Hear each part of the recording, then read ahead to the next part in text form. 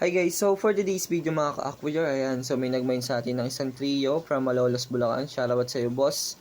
Ayan, so ito naman kay Boss Charles, yan, from Tarlac. So kinuha ni Sir worth of 500 tong isang mapakaganda natin solid na PKBM. So ayan guys, so yan boss, so 500 each kinuha ni Sir, isa lang kinuha niya. So isang female, so humayag naman tayo. So ayan, marami pa naman tayo nito guys eh. So sayang guys, hindi nakuha yung binebenta natin ditong Red Chili. Ayun yung mga jumbo. Ayan, jumbo. So tapos binebenta din natin yung firecracker sana na breeder natin kanina. So hindi rin nabili. So bukas natin bebenta yon. At ayan, so ito yung nagmine nito. Shoutout sa iyo, sir. So guys, marami pa naman tayo dito mga fry ng Red Chili. So medyo matagal nga lang palakihin itong mga to. So napaka-solid din nito pag lumaki, no. Nahulog pa yung panghuli ko doon.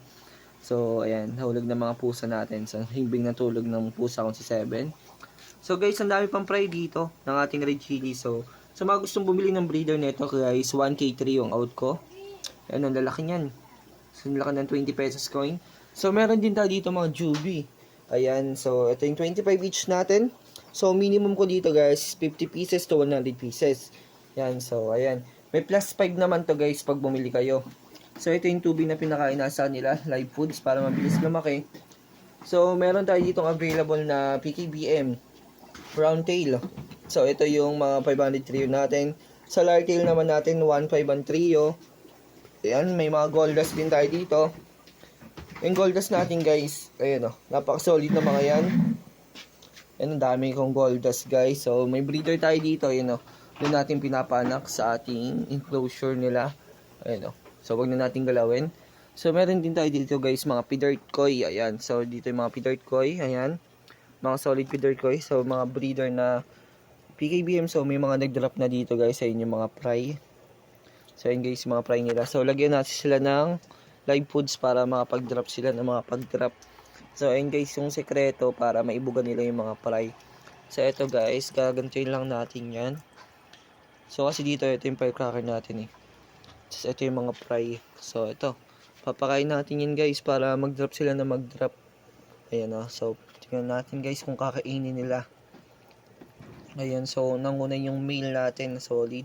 So red eye jeans natin. Ayan. So ang daming fry dyan guys kanina. So kinuha ko ng iba.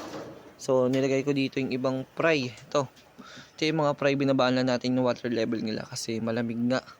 So para mabilis sila lumaki at mapansin yung live foods natin. So dito naman mga round tail, mga pidirt natin sa taas kasama isang jumbo PKBM din ko muna nilagay. Ito yung, awan ko ang tawag dito, hamburge din to eh, na third tail.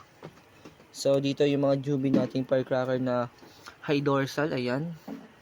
So ayan sila, may mga full gold gapi rin ako dito. So halo-halo pa yun guys, di ko pa naaasikaso. So meron tayong 7 pieces dito na firecracker. Ayan na. So binibenta ko guys for only 1.5 na lang yan. Tapos solid natin mga PKBM doon. Ito yung solid breeder natin na firecracker guys. So may mga juby din size tayo dito na ano. Ayun o, mga firecracker. Nakikita nyo yung mga pula na yun. So may gapi din tayo dyan na pinapalaki. Ginuguro ayun o. Tsaka mga molly, ang dami. So yun guys, sa mga gusto mag-avail, just PM nyo lang ako sa ating Facebook page, Aquager, or Jerwin Hamili Logroño. Facebook natin yon. And then, dito na lang kaya sa TikTok para mabilis ko kayo ma-replyan. So, lagi kasi ako nag-check na mga nag-comment sa ating TikTok yan. Lalo na sa ating live. So, napakabilis ko silang replyan. So, yun lang mga ka-Aquager. Happy fish keeping guys. Peace out.